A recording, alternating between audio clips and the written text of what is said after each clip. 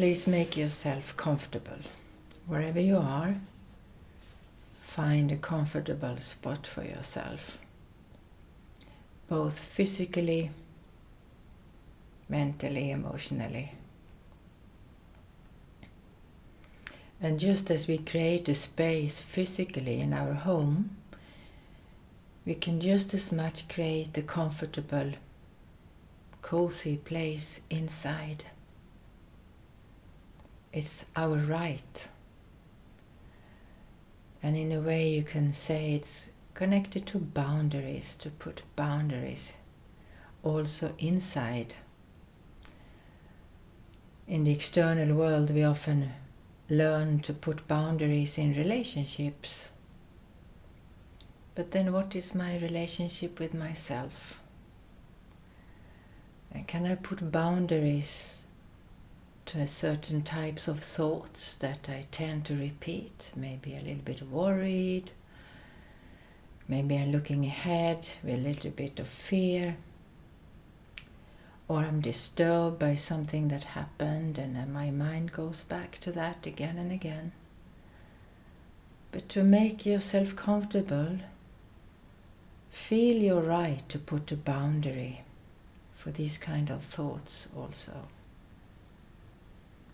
You are the one to decide what kind of thinking you want to nourish at this moment. And when we learn to practice silence, it is not about suppression,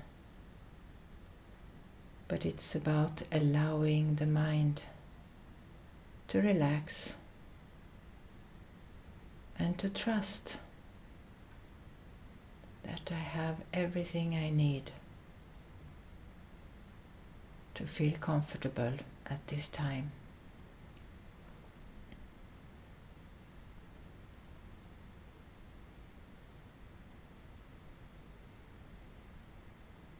So you can sense inside how you relax from the inside out. So when my mind relaxes, then my body can relax too. And if I consciously relax my body, it has an effect on my mind as well. And just imagine that you open a window to your inner world and you let the cool breeze with a sweet scent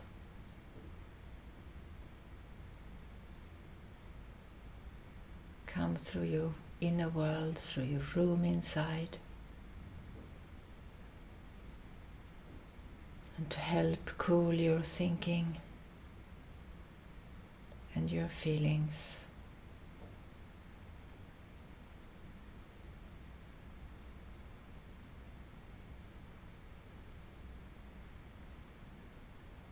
And so when I allow my mind to cool down, it's pleasant,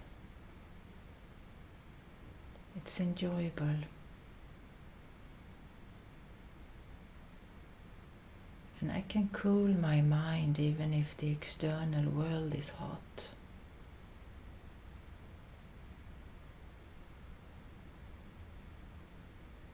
I can decide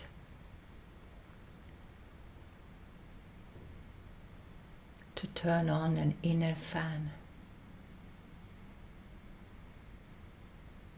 especially if the external world is hot. There is a need for this inner coolness.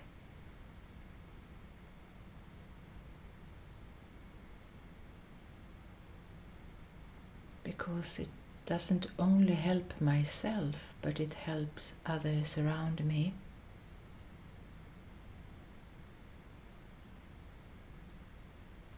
When I allow myself to trust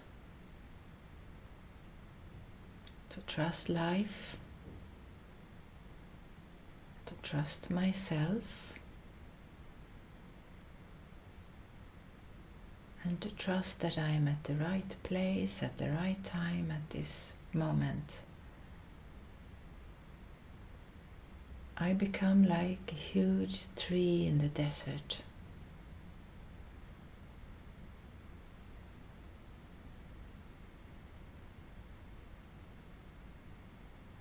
I bring a cooling shadow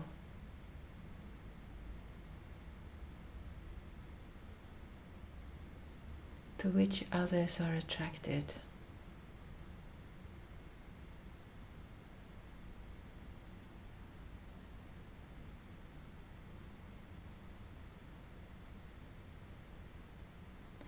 So when there is an emergency, we look for someone who is level-headed. When we notice someone who is stable and who doesn't rush, we are instinctually pulled in that direction.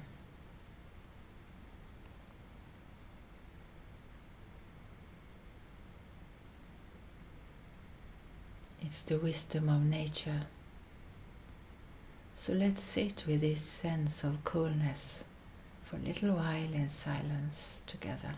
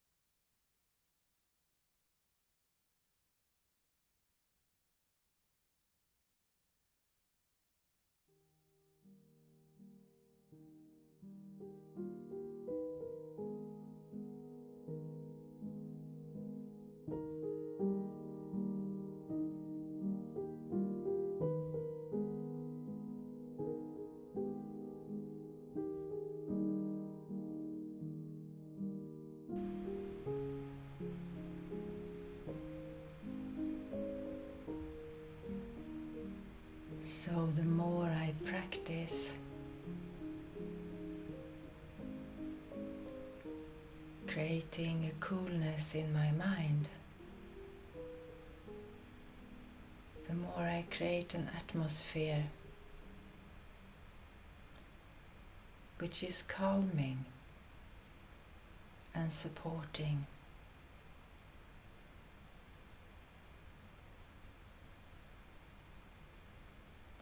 The world needs coolness.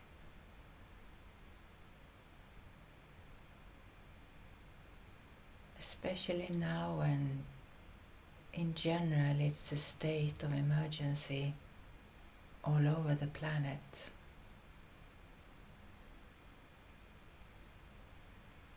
And so to comment on what's going on and pointing fingers doesn't help anyone. It just adds to the heat and the fire.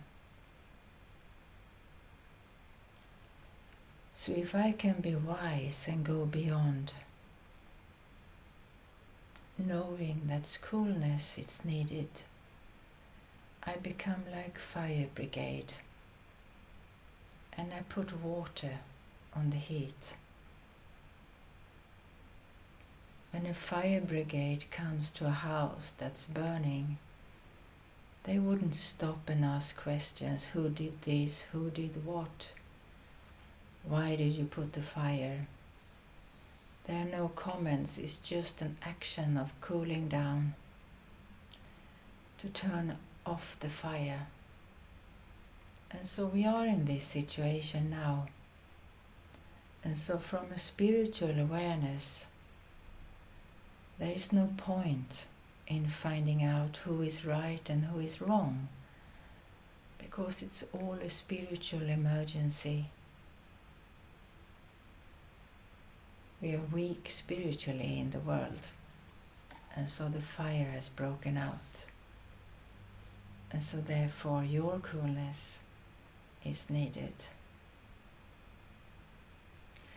And I would like to add a story which is real, because I was reminded about that. I have a friend and colleague in New York who was in one of the Twin Towers when this big accident happened on the 11th of September. And of course, when it happened, people didn't know what was happening. Now we know, we have all of these images, so we know what happened. But at least in terms of the aeroplanes and all of that. So he was on 70 floors up, 72 or 71, I can't remember, but he was more than 70 floors up when it happened. And he's a trained meditator and trained in a spiritual school, so he has a spiritual outlook. And his reaction was to start to walk down and to bring his colleagues. And they had masks, so there was a lot of smoke.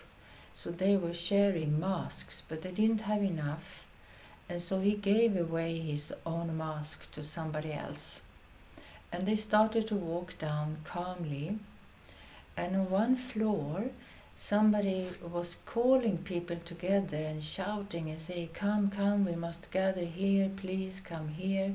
And there was a lot of broken pipes, water that was flooding in the stairs and things like this.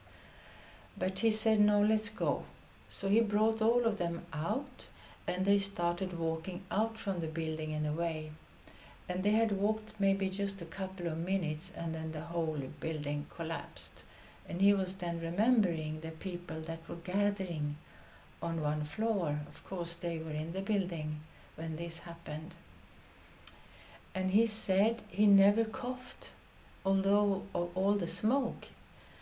And I was feeling that when you are deeply calm in your mind, your whole physical system is also changing how it functions. So this can happen that you don't even start to cough in the smoke. I can't explain why that happened, but it was just an interesting story. And for me, the key was he kept calm. He saw something is happening, we have to get out of here, let's do it calmly. And so it's a practical example that's very useful. So let's keep calm, whatever happening in the world. We are eternal spiritual beings. Let's remember this and encourage that feeling in others.